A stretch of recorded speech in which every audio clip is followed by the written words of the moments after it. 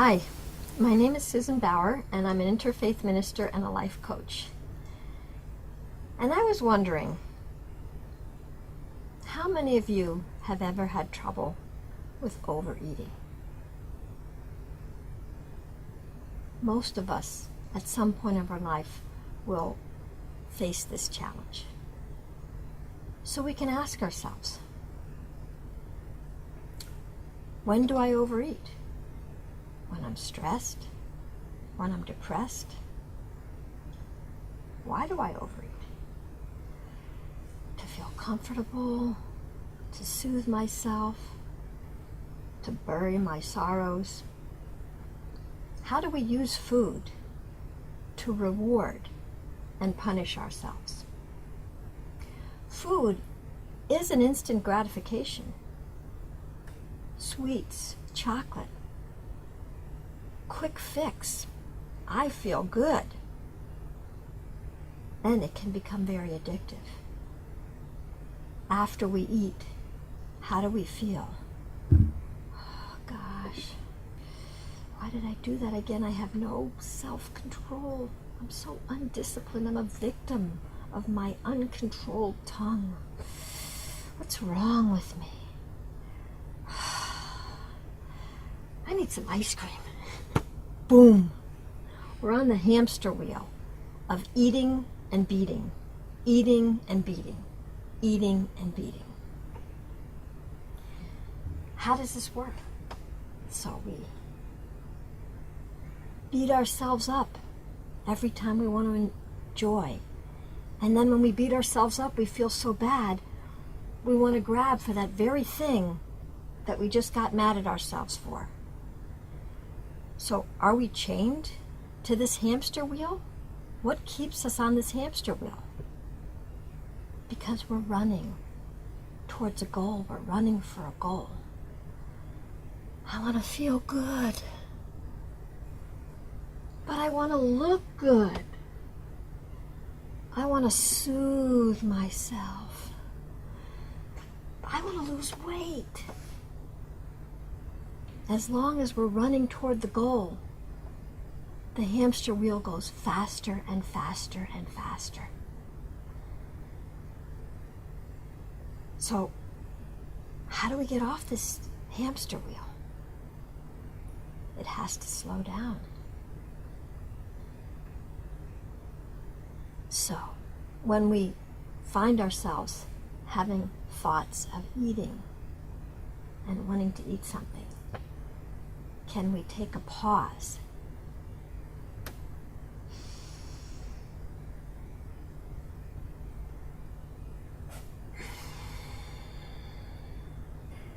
Every time we pause, we interrupt the patterns in our mind.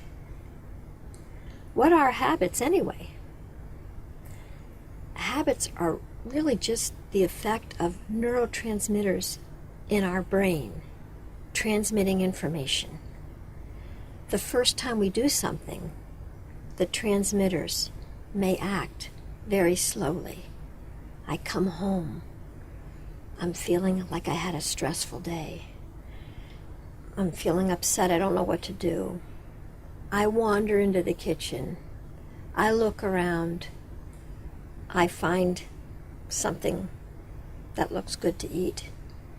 I eat it, and I feel better. That took a while. But after a while, the habit becomes so fast, we go from upset to immediately having something in our mouth, and we don't even know how that happened.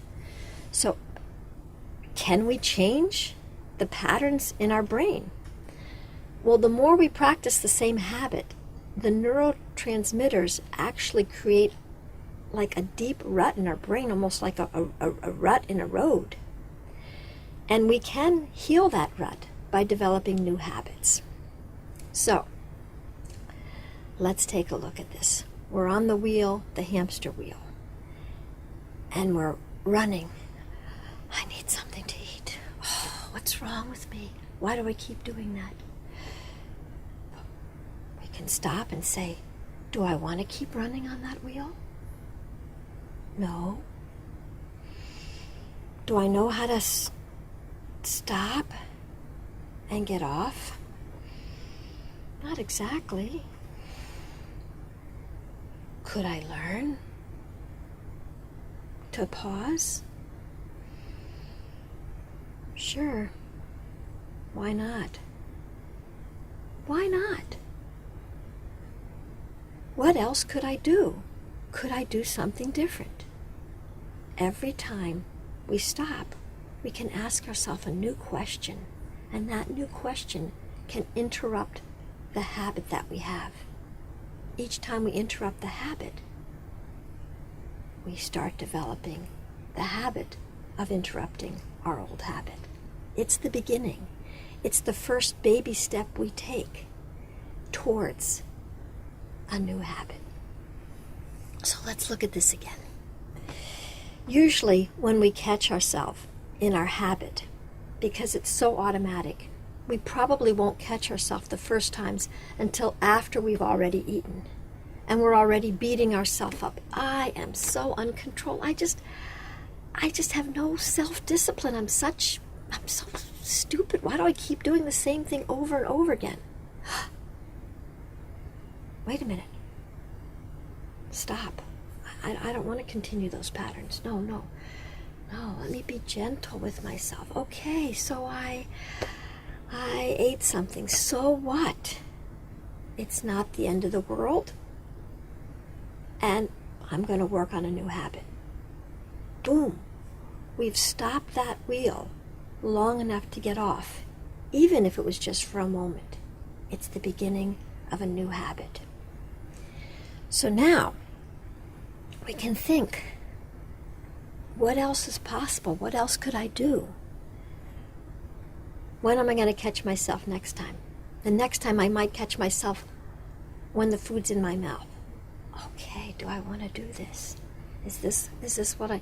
No, I said I wanted to start practicing a new habit. Gosh, who would I be without this thought that food is the answer? Who would I be? Well, I'd be free. I'd be happy. Yeah, I'd be happy.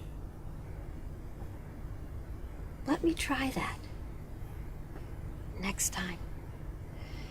Oh, God, I'm so depressed.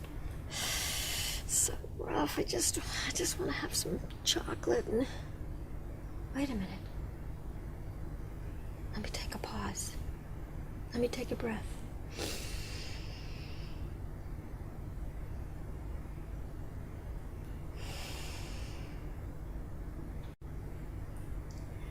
Every time we pause, the space between our thoughts and our actions widens.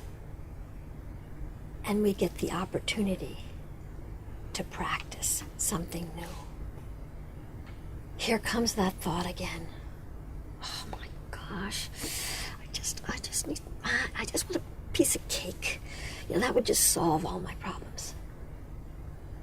Wait a minute. I know that voice. I know you. We've had this conversation like 1,000 times, right? I know you. Thanks for sharing your opinion, and I know that I used to do everything that you said, but I wanna try something new. Yeah, I wanna do something different. Every time we do that, we take the power away from that thought, and we give the power to our own self. When we focus on shifting our behavior, just moment by moment, in the moment when we're stressed, in the moment when we think, oh, I'm so stupid, we pause. We change our behavior. In the moment, oh, I want to eat something. Wait a minute. That's just a thought. I'm not that thought. I don't have to be a victim of that thought. I can choose to do something new. Each time we practice, in the moment, shifting our thought processes, shifting our behavior, moment by moment by moment, day after day, month after month. Lo and behold, we look back and we think, wow, how did I get here? I've actually lost 10 pounds. Habits are formed through practicing. When we take baby steps to practice something new, a new habit can develop. We're practicing something at every moment. We only have to ask ourselves, what am I practicing right now?